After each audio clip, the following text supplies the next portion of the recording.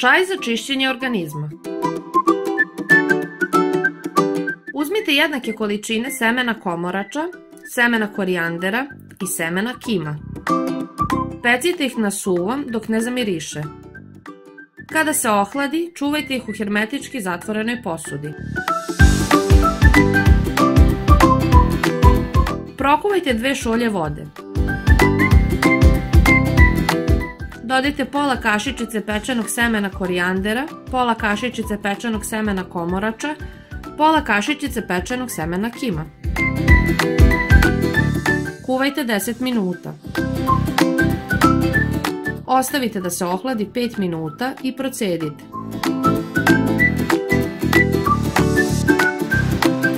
Za čišćenje organizma piti 2 puta dnevno, 2 sata posle jela ili 30 minuta pre obroka, tokom jednog meseca.